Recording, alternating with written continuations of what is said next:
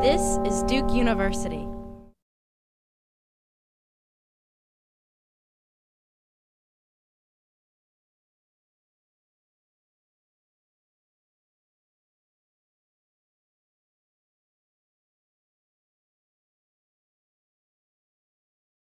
I think for an organization to scale, it has to be really rigorous about what its unit of impact is. So the first question is, what are we trying to influence? What is that unit, and how do we achieve it? The second question is, why is it important? If we are able to move the needle on that unit of impact, tell us the so what question. Why will the world be a better place? Why is it relevant to society? Once you can answer those two questions, the third question is, under what circumstance can you actually achieve this impact? And then finally, how do you build an organization that can efficiently and effectively take that unit of impact to scale? At City Year, our unit of impact is one student who is on track on a pathway to graduation.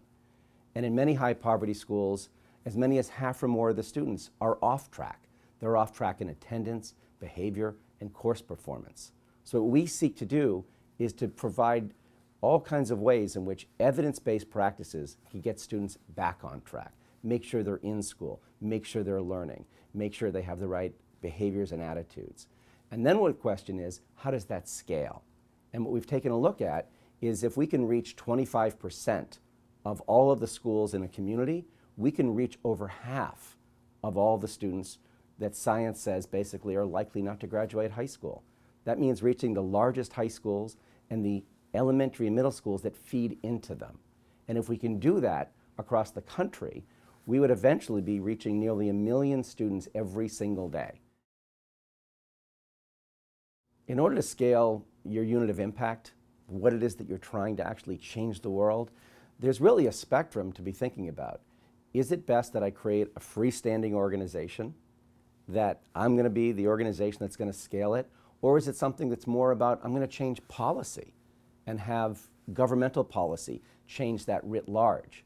So there's really many different ways to scale your unit of impact, the way in which you're trying to change the world. There's not one size fits all. So what I would encourage people that are looking at scale is think, what's the most efficient and effective way that it can be done? The hardest way, frankly, is to build your own structures around everything, to try to do it within your own institutional framework. Sometimes that may be the best way to do it. But if you can do it through collective impact or through policy, those may be ways of scaling effectively and efficiently faster. I think tri-sector leadership is absolutely the cutting edge idea in social entrepreneurship.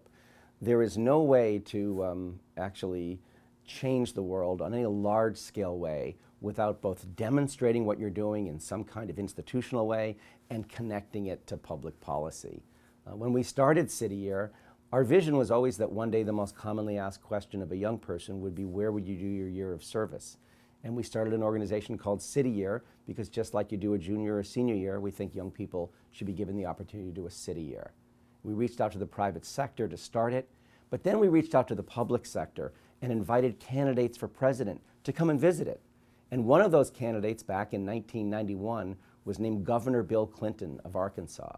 And he sat down with 5 City Year Corps members and he listened to their stories. And he said many times since that that conversation was his inspiration for launching AmeriCorps, which today has 80,000 young people in service every single year. And City Year is a part of it, a small part of it, but we're happy that we were helping to generate a public policy idea against a very big idea of national service for America's young people.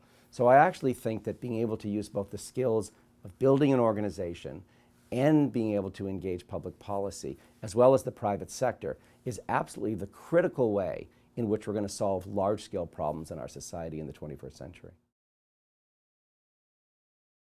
Over the next decade, I think there could be really an explosion in social entrepreneurship, and I think it's critical because we're already seeing a society where the amount of resources is being constrained, and yet what Robert Kennedy called the enormous arrays of the world's ills are only getting larger and more intractable. And I think what we really need is what here at CASE they're talking about tri-sector leadership. people that can really work within government, the nonprofit sector, and the for-profit sector, and can move easily between them and say what part of this problem can be solved at what time by what sector, how do we get everyone together, how can we test ideas in the nonprofit sector using business skills with business leadership and board membership, and then take it to the public sector and turn it into policy that can change not just a few lives, but potentially millions of lives. And how can we do that effectively and efficiently with even fewer dollars than we currently have? I think those are the kinds of questions that the next 10 years is about, and I'm really betting on social entrepreneurship and tri-sector leaders.